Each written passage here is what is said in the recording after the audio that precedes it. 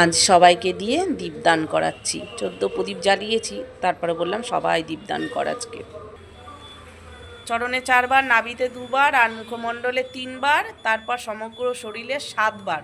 গুনে গুনে করো, সবাই আজকে দীপদান করো। হ্যাঁ, তারপরে সারা মুখে 3 বার দেখিয়েছো, তারপর সারা শরীরে 7 বার। হ্যাঁ, 7 বার করো।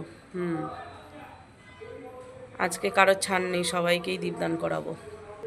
বাবাকে দিয়েও দীপদান করিয়ে নিলাম, আর সারা বাড়িতে তো প্রদীপ জ্বালিয়েছি। চরণে 4 বার করো, তারপরে নাভিতে 2 বার, তারপর মুখমণ্ডলে 3 বার, তারপর সমগ্র শরীরে 7 বার। আজ এক এক করে সবাইকে দিয়ে দীপদান করিয়ে নিলাম।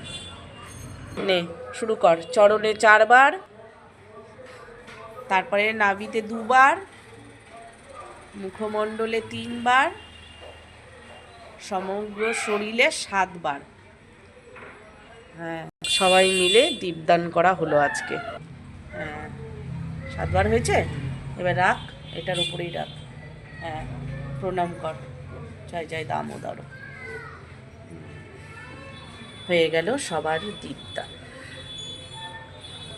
আলাদা আলাদাভাবে আর প্রদীপ জ্বালাইনি, কেননা কাকে কখন পাবো তার তো ঠিক নেই। তার জন্য ভগবানকে একটা প্রদীপ দিয়ে সবাইকে দিয়ে দীপদান করিয়ে নিলাম।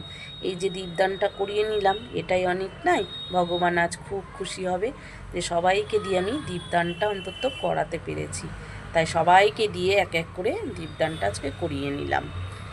দীপদান তো করিয়ে আসলাম, আর এদিকে দরজায় প্রদীপগুলো জ্বলছে। যতক্ষণ জ্বলবে ততক্ষণ জ্বলুক, ততক্ষণ দরজা বন্ধ করব না।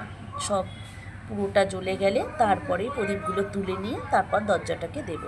কি অপূর্ব সুন্দর লাগছে, তাই না? আজ মনটা শান্তি হলো যে সবাইকে দিয়ে দীপদান করাতে পেরেছি।